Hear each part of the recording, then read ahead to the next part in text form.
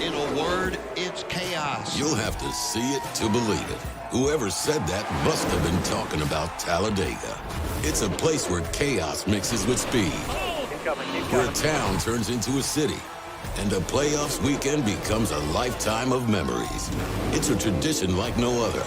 At a track like no other. And after it's all over, you still won't believe it ever happened. Get your tickets now at TalladegaSuperspeedway.com. Roll Tide and welcome to this Thursday edition of Crimson Drive, driven by NASCAR. This is Roger Hoover. Great to be with you in our Tuscaloosa studios where it's finally game week. We are almost there for the Crimson Tide football season opener in 2023 against Middle Tennessee on Saturday. Start to go through everything coming up on the show today thanks to our friends at RJ Young. RJ Young is the official technology solutions provider of Crimson Drive. They've given us the smart board to go through everything coming up on the show plus our headlines. We will start with a one-on-one conversation with Crimson Tide linebacker Deontae Lawson, the new signal caller for this Tide defense. He talks about his preparation for the upcoming year. And then we'll visit with Greg McElroy for the big picture, of course. McElroy, a former Crimson Tide quarterback, he's joining us to really preview next week's Allstate Crossbar Challenge between Alabama and Texas. So some quick thoughts on that matchup, plus probably the best breakdown you'll find of Alabama's team, offensively, defensively, anywhere you will find with Greg coming up in this conversation. Then we're thrilled to be joined by Eli Gold each and every Thursday as we'll preview what's coming up on tonight's edition of Hey Coach and the Nick Saban Show. So the first time in a long time for Eli to be back on Crimson Drive. Then we'll close out the show with a few comments from Crimson Tide head coach Nick Saban as he met with the media last night for the final time this week. Headlines, let's start with the Crimson Tide football team, of course, getting set for the season opener against Middle Tennessee. This will be the fourth meeting between the Tide and the Blue Raiders. Alabama has won all previous three matchups, including the last meeting in 2015. In the Saban era, Alabama starts the season strong. 16-0, a lot of home victories, a lot of neutral site wins against Power 5 opponents. Alabama trying to continue that streak coming into Saturday. Crimson Tide currently ranks third in the coaches poll.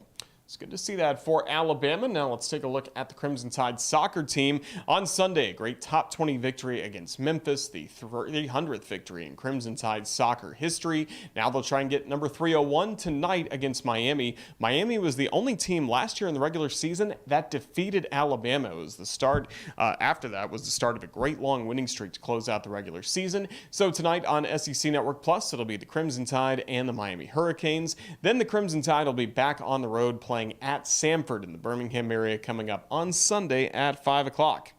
Few other headlines concerning Crimson Tide athletics. The men's basketball team has announced its full non-conference schedule. You can view that online on RolledTide.com. The season will start on Monday, November 6th at home. The volleyball team will be playing in the Tulane Green Wave Classic coming up over the weekend as they had a perfect start to the year and for the first time since 1990 swept the first three matches of the season. Great start for Rashenda Reed and the Crimson Tide. In golf, we're going to be keeping up with the Walker Cup. Team USA being led by Nick Dunlap from the Alabama Crimson Tide. The sophomore won the U.S. Amateur a few weeks ago, so best of luck to Nick overseas. And tomorrow, don't forget to wear your crimson, maybe wear your Christopher Mobley polo like we are for College Colors Day coming up all across the nation. A great event, and we are just, again, excited for the start of football season. And at Bryant-Denny Stadium, we're going to have a blast coming up this season outside the north entrance at Bryant-Denny at Champions Lane. We take a look at what's coming up, and this map available, of course, on our social media accounts as well. But Champions Lane free, open to the public before each and every home game, starting 4 hours before kickoff until the game starts. This is really the place to be, especially this Bud Light backyard right behind the Tuska statue at the corner of Wallace Wade and University Boulevard. We'll have two great bands performing. First, Smith Distillery from 2:30 until 4 o'clock. Then Tarred and Feathered will rock the house until 6 p.m. Right around there as well in Legends Lounge, you'll have an opportunity to have some autographs. First, it'll be the Crimson Tide swimming and diving team.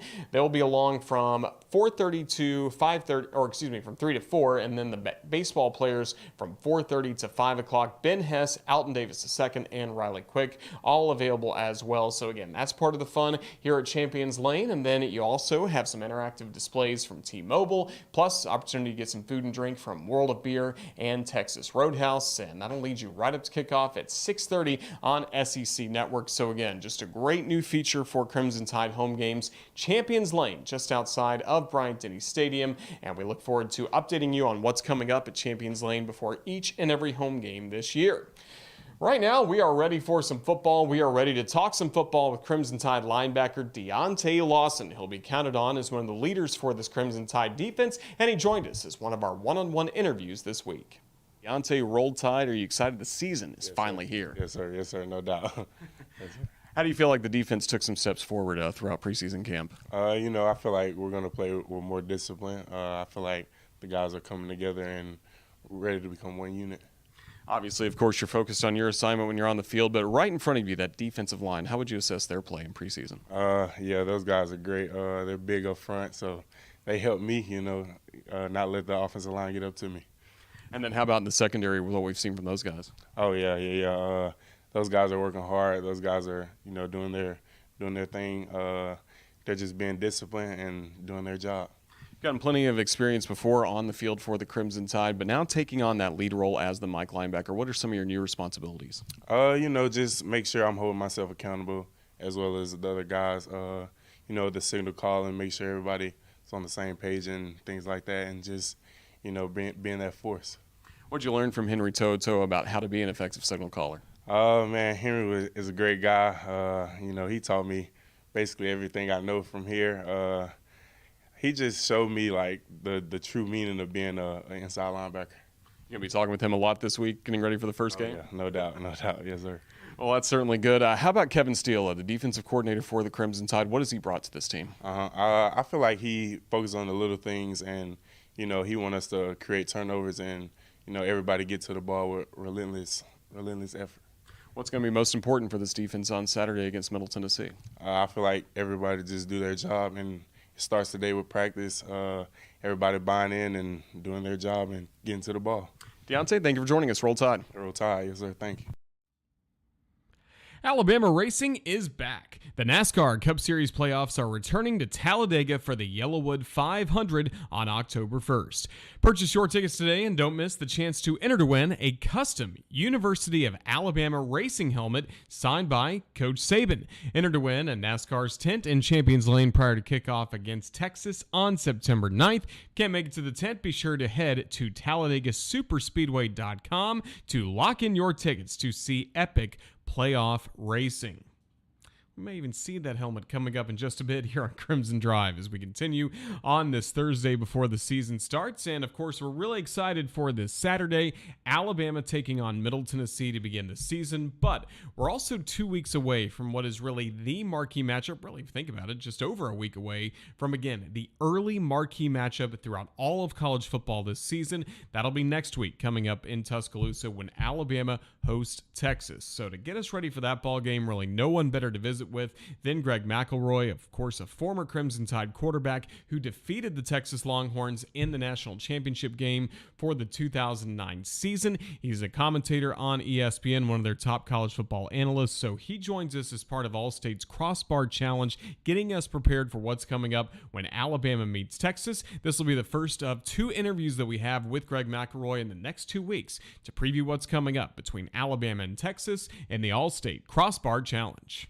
It's great to have you on here. It's really exciting to see, again, Alabama and Texas get to meet on the same field once again. But Roll Tide.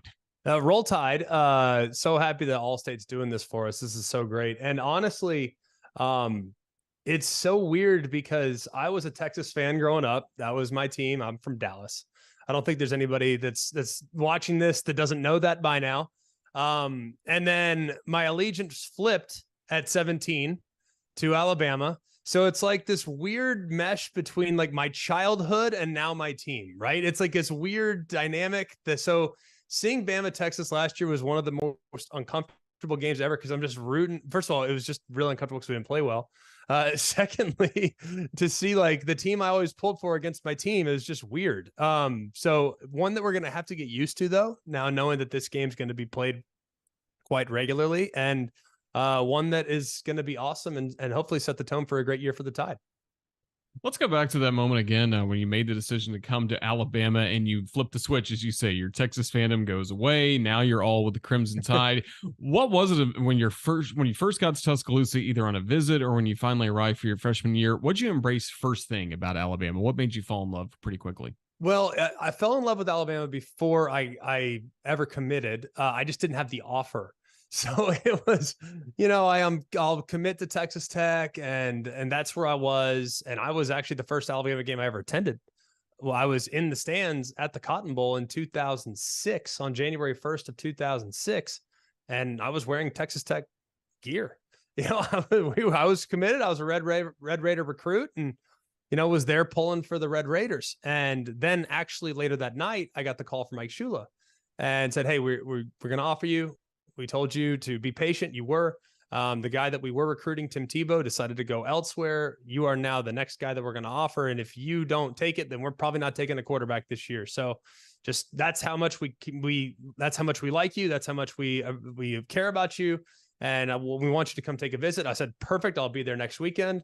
And the rest is history. But it was funny because my mom, when I committed to Texas Tech, actually didn't tell me this, but told my dad this, and I have since heard the story. She was in tears when I committed to Texas Tech, saying that I just really want him to go to Alabama. I really want him to go to Alabama. And my dad was like, you need to stop. You need to snap out. He doesn't have an Alabama offer, so they are not an option at the moment. But that hit home to me because when I committed to Alabama, I didn't even tell my parents. I just said, as Mike Shula and Bob Connolly, who were recruiting me at the time, as they were sitting in my living room, I had just gotten back from my visit Friday, Saturday, Sunday. They came over on a Monday, and I committed to them before I even talked to my parents about it. They had said, "Hey, it's up to you. You do what you feel is best." And I knew immediately. I mean, the second you walk on campus, the second I sat in Buffalo Phil's for the first time, the second people were rabid and talking about the Tide there in January and what was coming for the Tide after a Cotton Bowl win and a 10-win season for the first time in a long time. It just felt like something you just had to be a part of. And I really believe that with our class in 2006, people will look back and look at individual names in that class that either became great players or became great role players. We had a bunch of guys in that recruiting class that either won state championships or played for very proud high school programs, from Hoover to UMS Wright to Homewood to a handful of others to Briarwood, who at the time was excellent. I went to Southlake. We won state.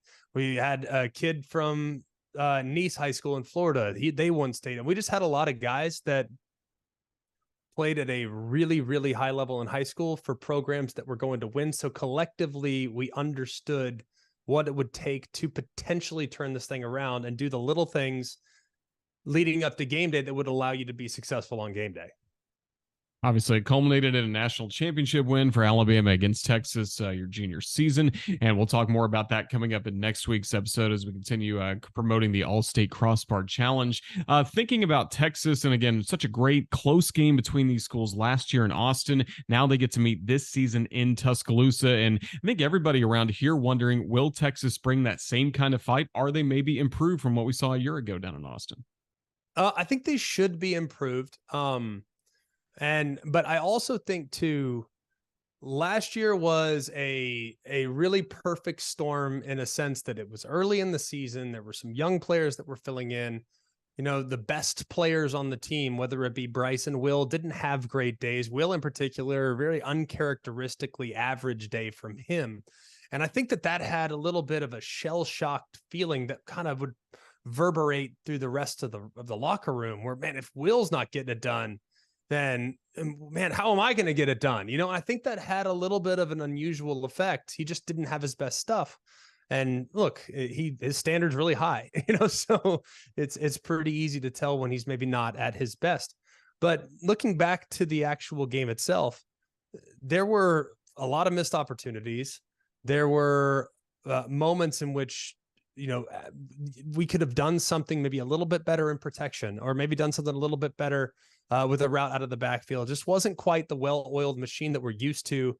And I think that will get everyone's attention this offseason to make sure the urgency is there in fall camp. And the urgency has been there throughout the scrimmage situations. And the urgency is there in the days leading up to the first game, even though it's against the program that hopefully it's not crazy competitive. There still needs to be urgency there because you are going to make sure that those practice habits are applied the rest of the way. So going to be really interesting, I think, to watch it. But Texas, they have excellent wide receivers. I think it's one of the best matchups probably in America this year is the Alabama defensive backs against the Texas wide receivers. Because I think, look, I'm just going to say I never say it, but in this world, in this forum, I'm going to. I have You're my wearing a Bama shirt right now. I have my Bama shirt on, so I might as well at least embrace the place. I think we have an excellent secondary.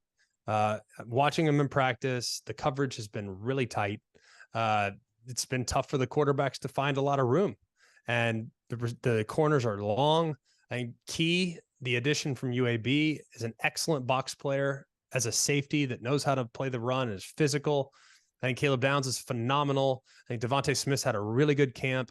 So there's a lot to really like about the versatility in the back end. Then you have the Malachi Moores who's playing inside and doing some really nice things too. So I think the depth in the secondary is excellent. Well, the wide receiver depth at Texas is also excellent. A.D. Mitchell's a transfer from Georgia.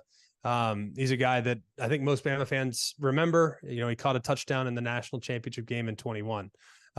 Xavier Worthy, great speed, unbelievable speed, top end. But Jordan Whittington's a very solid possession receiver who makes a lot of plays on third down. And then Isaiah Nair is a transfer from Wyoming who hurt his knee in preseason camp last year. And we haven't seen a lot of him, but he's drawn rave reviews for those that have seen him. And they have a tight end who is also very, very capable contributing in the passing game, and LT Overton, who's really, really talented. He's a little bit, I'm trying to think of a guy that he would be comparable to at Alabama. I don't think it's fair to compare him to OJ Howard because I think OJ Howard was just such a freak, right? But he's in that mold, maybe not quite as long, maybe not quite as big, maybe not quite as fast, but he's in that mold of being a real difference maker if he can find a favorable matchup against a linebacker or safety. So I think that's a fascinating matchup. And I think the other thing too is Texas, their defensive line, coached by Bo Davis, a guy that all of us are very familiar with. He was the D-line coach when I was in school. I love Bo Davis. I think he's a phenomenal coach and knows how to press the right motivational buttons to get his guys playing at a really high level. I think we all look at the Alabama offensive line. We say that's the strength of the team. Probably the best group collectively on the entire roster. They know it. They embrace it. A lot's going to be put on their shoulders, and I think they'll answer the challenge. I think that Texas defensive line is a very proud group that has improved, and they're going to basically try to completely sell out against the run and dare whoever the quarterback is to pass, and you got to beat them through the air. So I think a big part of it is that's great. You can sell it against the run against this offensive line, but is it going to matter? Are they still going to get their yardage? Because there were plenty of groups that sold out against the run in 2015 or in 2011 or in 2009, and it didn't matter. Guess what? Because those guys are going to move you off the point, whether you liked it or not. So I think that is the other matchup that I'm just so excited to see is that great Alabama offensive line that's really returning to form against a defensive line that by all accounts has improved drastically. Again, we're just over a week away from the All-Star Crossbar Challenge between Alabama and Texas here in Tuscaloosa. But, Greg, there is one game right before that for Alabama, obviously at home this week against Middle Tennessee. We've talked about the defense, and we'll let you go on this. How about for this Crimson Tide offense? What do you want to see on Saturday here in Tuscaloosa? Efficiency. And keep in mind, too, and look, Middle Tennessee's got some firepower. They can score. But we said the same thing about Utah State last year in week one. It's like, hey, man, just be – I'm not saying it's going to be, but just be cognizant and respect the opponent, because this is a team that beat Miami last year and in the process had 5 60-yard plays in the game. I mean, they got some juice. So they have some dudes that can take the top off. So you need to be real mindful of that. But as far as the Alabama offense is concerned, what I want to see more than anything else is, let's start with the offensive line. We've already kind of hit that. When I went to practice, it was like after every play, JC Latham was screaming at the top of his lungs, with energy and excitement and enthusiasm with how they were able to move a defensive player off the ball. I mean, and Tyler Booker next to him and Seth McLaughlin in the middle. And whether it's, Ferg or Dalcourt there at left guard. And then obviously with what Caden's doing at left tackle and the other competition that's emerging and the depth that's emerging, this is a group that understands that the success of the offense will run through them. And I think they are owning that.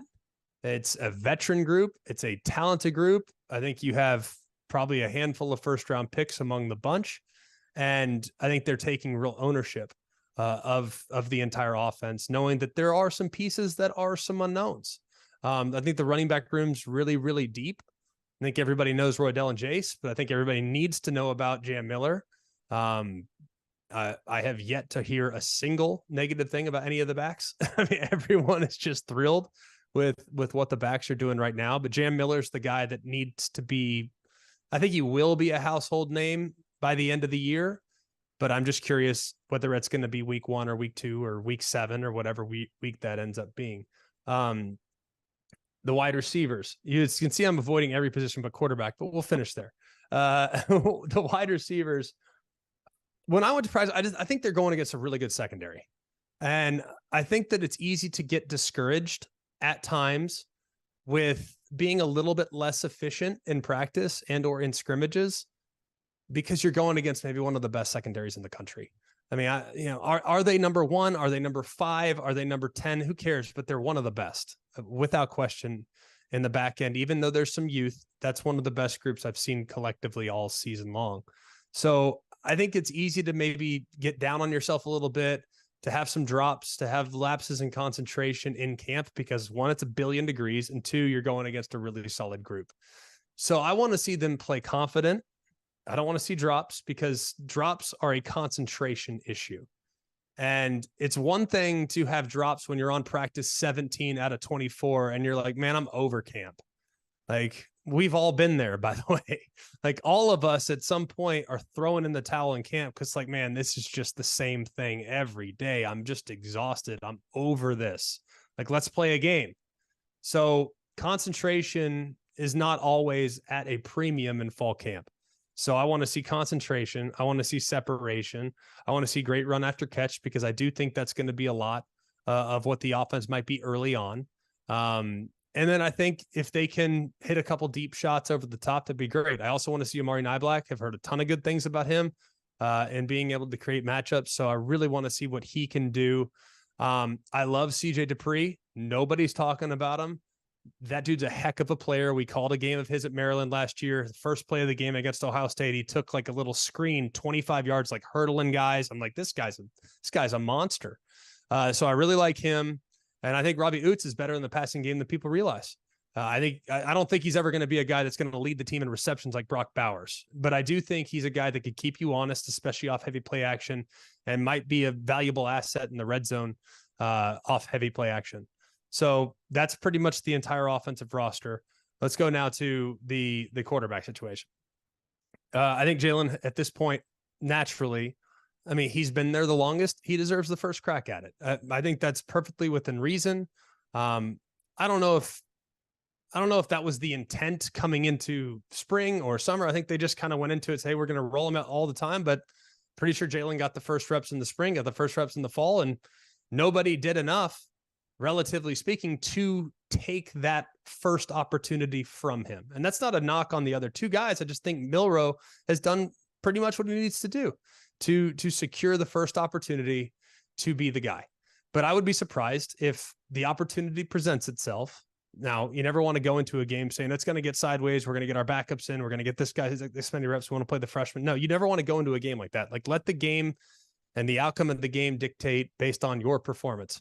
But if for whatever reason Jalen doesn't play well in the first couple series, or if, maybe they're a little stagnant offensively, I wouldn't be surprised to see another one of the two guys in, whether it's Ty Simpson or Buckner, talking to the staff and talking to people that are familiar. They're really pleased with their quarterback situation. I mean, I think a lot of people are going to look at it and say, well, it's a concern. It's a concern. Well, I view it, and I've used this analogy already this offseason. When you put so much on the quarterback position, a la Bryce Young in 2021 and 2022. The rest of the muscles, if that is the bicep, if you will, if your quarterback is your bicep and all you do are curls, the rest of your muscles are going to atrophy and you're not going to be as strong collectively. Your bicep might be great, but your legs are going to be like twigs and your triceps will be flabby. And collectively as a team, you're not going to be great. So I think that there's more of a collective ownership among the offensive players to know, hey man, we got to upgrade our level of play because that guy at quarterback isn't there to bail us out.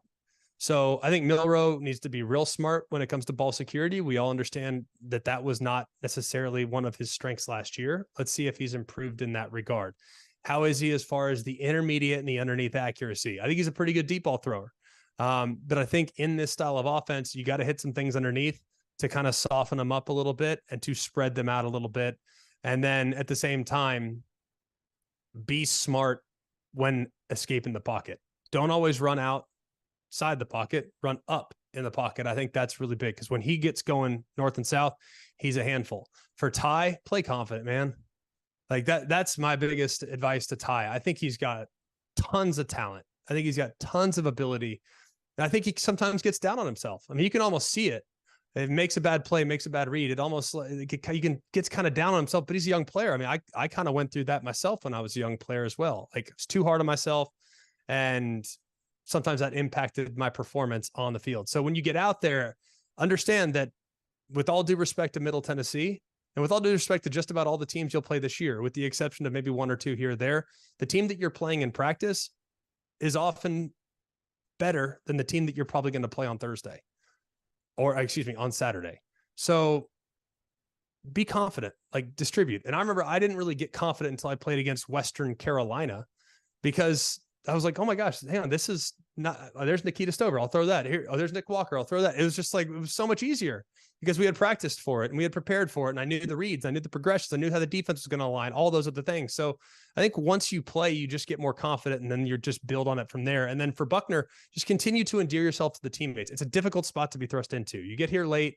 Other guys have already established a relationship. Continue to create and cultivate those relationships and then just be efficient. I think he was probably a little anxious early in camp. Felt like he needed to overcome and create this as if there was this big gap between the first two and him. I think he pressed a little early on.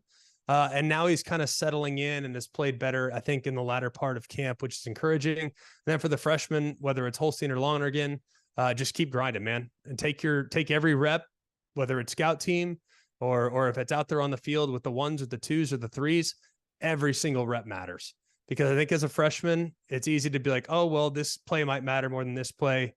No, they all matter. Whether it's 1st and 10, you're handing off and you're carrying out your fake on a bootleg, or if it's heavy play action, you're throwing a deep ball against Auburn in the Iron Bowl. I mean, they all matter. So I think that's probably the next step in the progression, but they've been real pleased with the freshmen as well.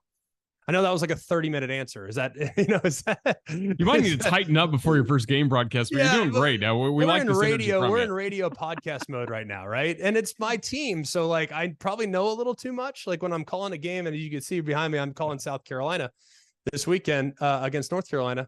I won't be able to wax poetic for, 30 minutes on the guards. But when it's my team, I feel pretty confident in being able to have those discussions. We're glad you did. Well, that's why you're one of the best in the business. Craig McElroy, former Crimson Tide quarterback. Thank you so much for your time here with us this week on Crimson Drive, driven by NASCAR. Look forward to being joined by you again coming up next week as we will finally be at game week for the Allstate Crossbar Challenge between Alabama and Texas. But have a great call this weekend. Thank you for your time. Roll Tide. Thanks, Rod. Roll Tide, brother. You'll have to see it to believe it. Whoever said that must have been talking about Talladega. It's a place where chaos mixes with speed, and a playoffs weekend becomes a lifetime of memories. Get your tickets now at TalladegaSuperspeedway.com. Well, we're excited to get back to Bryant-Denny Stadium coming up on Saturday when Alabama takes on Middle Tennessee, and a great way to elevate your game this season. You can have a free drink available, and free non-alcoholic drink is available by purchasing one of these Yeti cups. So we're really thrilled to have this coming up for this season, this white Yeti cup, the vintage Alabama logo with Roll Tide on the banner. It is certainly a great look, but again, you can receive a free non-alcoholic drink of your choice when you purchase a limited limited edition Bama Yeti. These vintage Yeti cups are only available at Bryant-Denny Stadium. Elevate your game day with Yeti. We're proud to have that, of course, with us on the set here on Crimson Drive, driven by NASCAR. Also with tonight's Hey Coach and what's coming up in the radio booth on Saturday. We will have these with us. Make sure you have them with you in the stands as well. Speaking of Hey Coach and the radio broadcast on Saturday, we are thrilled for the return of Eli Gold. Voice of Alabama football, of course, missed all of last season due to illness and health challenges, but he's back, he's healthy, he's ready to go to start this season. He's already been back with us for Hey Coach the last 2 weeks, and he'll join us each and every Thursday here on Crimson Drive to preview what's coming up, not only on Hey Coach and the Nick Saban Show, but Alabama football games as well. Please welcome back for the first time since the Georgia National Championship game back in 2021. Here's Eli Gold on Crimson Drive. Eli, Roll Tide. It's really great to have you back. Obviously, we've missed you in the booth, but we've really missed you on Hey Coach, of course, and Crimson Drive. Roll Tide. It's good to see you, and welcome back, sir. Thank you. It's great to see you. It's good to be back. And, it's been an interesting year and a half, but I'm thrilled to be back with my Alabama family. That's the best medicine going. That and, getting into the booth with Tyler and you and doing those scrimmages and with Christian on the sidelines. That's been the best medicine I could have. So, looking forward to it. And we've got a jam-packed show coming up later, so we're jumping right into it. We certainly are. It's good that the Crimson Tide are about to start the season.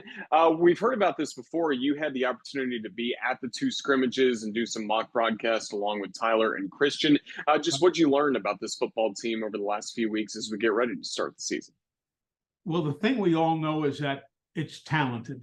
And I always tell, I spoke at a dinner in Mobile the other night, and I said, look, if you're recruited by Nick Saban to play for Alabama, you're good. All right, so let's start with that. It's a good team. Obviously, there are questions. The lack of a depth chart being released on Monday lets you know that there are still a lot of positions that are not settled. Not only are they maybe this guy or maybe that guy, it's just, they're not yet settled. So that remains to be seen how it all shakes out on Saturday. But the bottom line is it's good. I've been impressed by the defensive backs. I thought the tight ends played well. There are a lot of positions that impressed me in the two scrimmages. So it's not going to be an easy start. People talk about Middle Tennessee. Well, Middle Tennessee is a very good team. It's a good defensive team. They have talent. Coach Stockstill has been there. He's of active FBS coaches. He's one of the top 5 in the nation as far as numbers of wins are concerned over at one school. At one school. He's coached every game in his career at Middle Tennessee. But it's going to be a good chance, a good game to try and see how everybody is, how they all mesh, and get set, of course, for next week against the Texas Longhorns. Really exciting start to the season, and we've talked about it for a bit. Again, new color analyst for you in Tyler Watts, Christian Miller. First time we get to work with him on the sidelines. How excited are you to start the season with these guys? I know you had Tyler on Hey Coach last week and Christian the week before that. Right. Well, of course, I've known both of them for years, so that's good. I obviously did the play-by-play when both men played here at the university. So I'm excited to work with them. And it keeps that series of analysts going, where you have an offensive-based analyst alongside of me, in this case, Tyler, previously John Parker, and then you've got a defensive-oriented sideline guy. We used to have Rashad, and now obviously with Christian, and it lets them play off each other. As you and I have talked time and again, I've not played, so I don't have the right to analyze. But if there's something to talk about the defense or something about to talk the offense, I've got a great selection from which to choose, however we want to do it. Let Tyler say something, let Christian play off of him, or vice versa. It really is going to work very, very well. Really excited to hear that coming up on Saturday. And of course, Thursday night, very excited, of course, for later on this evening at Baumhauer's Hey Coach and the Nick Saban Show. You've had a couple episodes of Hey Coach, but tonight's really when it starts, it feels like, when Nick Saban will be in the building. What's coming up on the show tonight, Eli? What's coming up is I'm going to try and make my microphone appear and disappear like yours is. I think that's a magnificent trick. How you're doing that, and we don't even see your fingers move. But no, in all seriousness, we have an interesting show tonight. Rob Vaughn is going to be with us, the new manager of the baseball team, the new head coach. He's going to be on, and a guy who we'll probably talk about in the major leagues one day, Alton Davis II, a good pitcher. He's going to stop by and say hello. We'll have a quick visit with Greg Byrne, our director of athletics. Tom Hart is going to be on the show tonight. Tom, of course, from the SEC Network and ESPN. He'll be doing the broadcast this weekend for TV. And then Coach Saban, the first two shows of the year are without the coach. Here we are, third show, and the coach will be with us. So it's going to be a jam-packed program, and it all starts tonight at 6:30 from Baumhauer's in Tuscaloosa, right next to the Hampton Inn. Come on by and join us, and have partake their new menu items. They've got some great stuff on the menu, and then be part of the conversation. It's going to be a lot of fun. Well, as we wrap things up, and I know once we get to Saturday, of course, your focus is all going to be about calling the game Alabama against Middle Tennessee. But if you could just kind of put in perspective what this journey has been like for you, going from the national championship game against Georgia and Indianapolis to where we are coming up on Saturday, how meaningful will it be for you to be back in the booth? Roger, I can't begin to tell you. It was emotional going into the booth for the two scrimmages that we've done over the last few weeks. The fans have been wonderful. The Alabama fans have been so spectacular to me and my family, sending notes, letters, cards, calling, stopping me on the street, whatever it might be. I can't say enough about the Alabama family. Coach Saban and Miss Terry, contacting me constantly as I was recovering from cancer.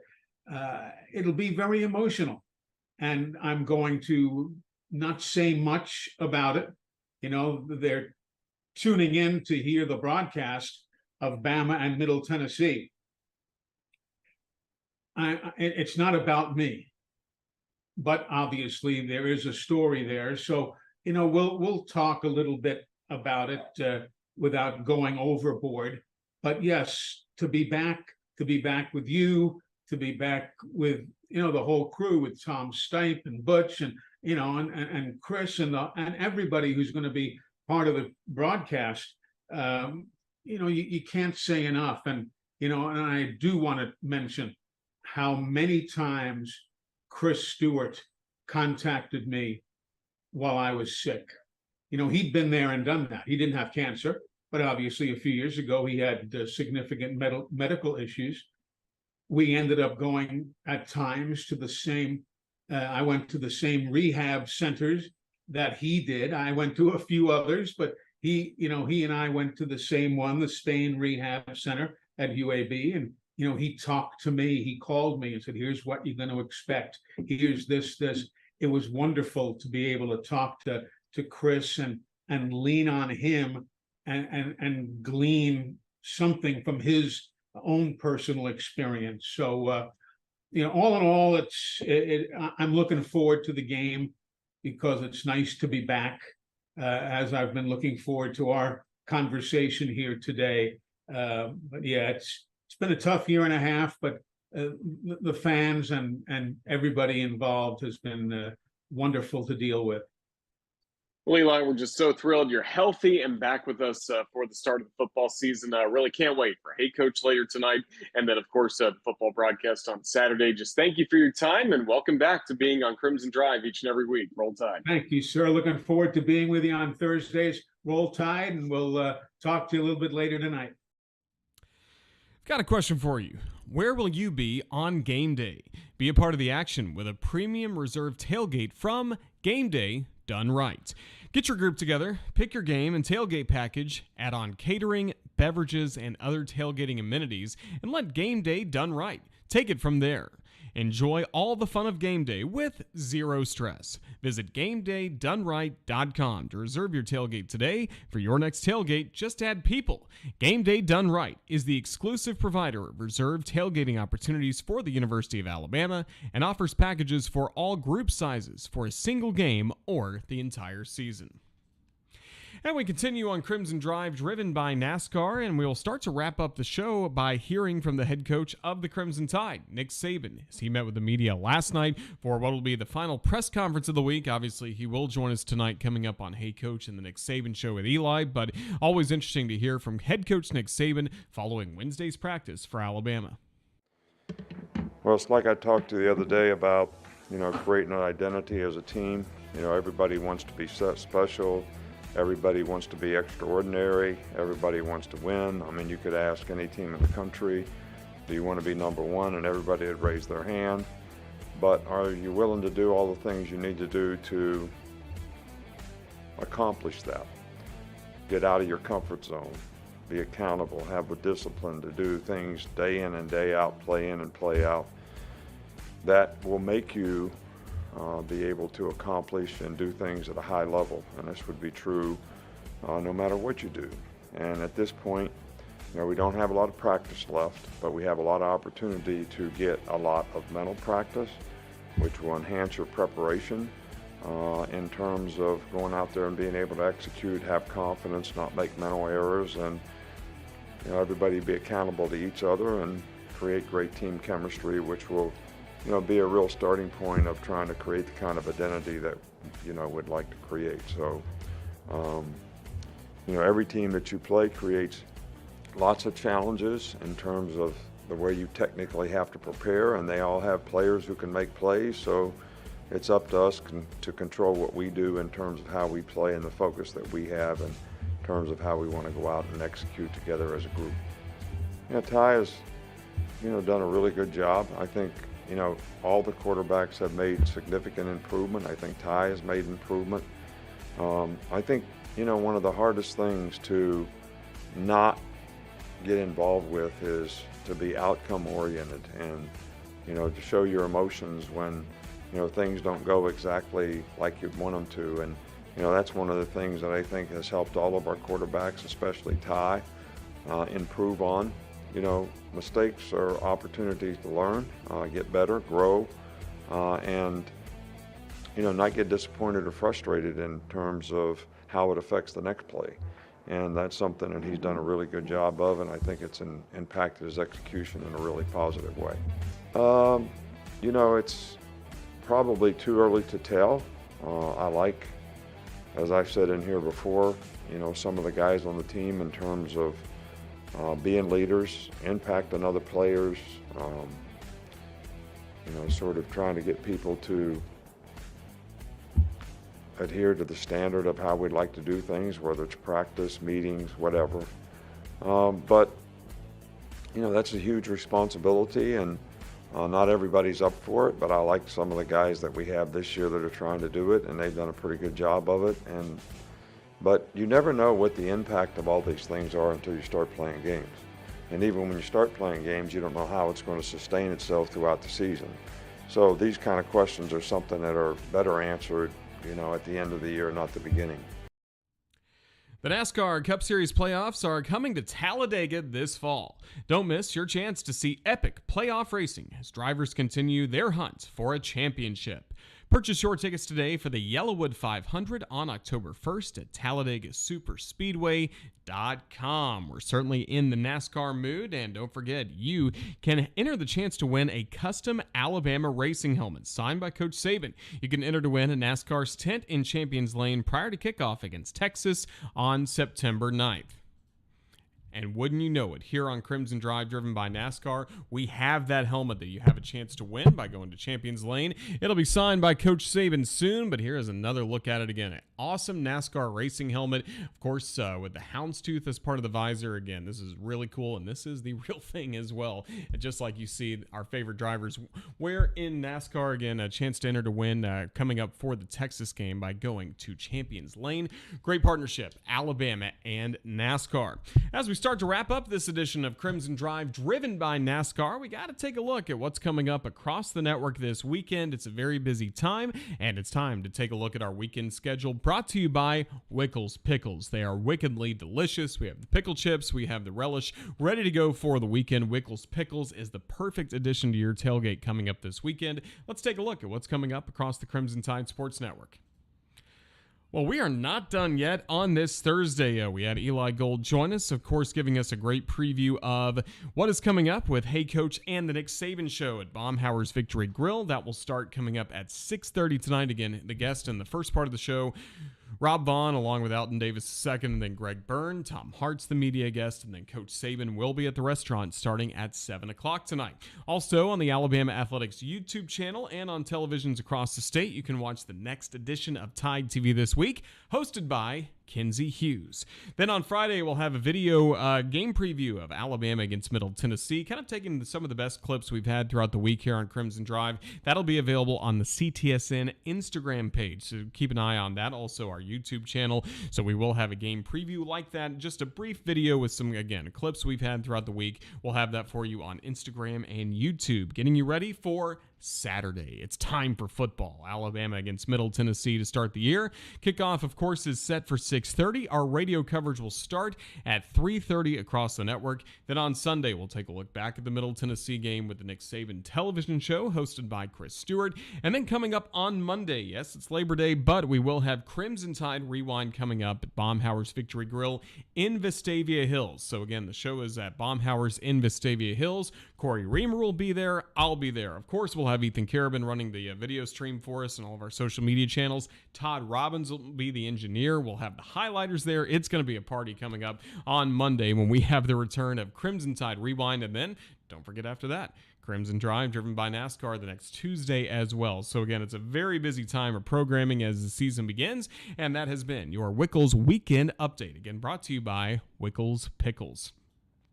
Well, it's been a really fun show, this edition of Crimson Drive, driven by NASCAR. We've been looking forward to Alabama football all throughout the spring, all throughout the summer, and now it's finally here. The Crimson Tide against the Middle Tennessee Blue Raiders on Saturday. We hope that this show has helped you get ready for the ball game. If you missed any of the interviews, of course, the show will be archived here on Facebook and YouTube, as well as in podcast version as well on the Alabama Insider podcast. But now just get ready. It's time to play some football, and we certainly hope you enjoy your first game day coming up in 2023.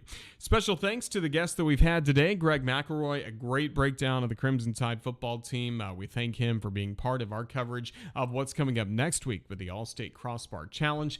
Thanks as well to Eli Gold for his Hey Coach preview, as well as Deontae Lawson as our player interview today. Thanks to Ethan Carabin for putting this show together, and for everyone with the Crimson Tide Sports Network. This has been Roger Hoover here with you in Tuscaloosa, saying it's time for football. Enjoy your first game day coming up on Saturday between Alabama and Middle Tennessee. Roll Tide.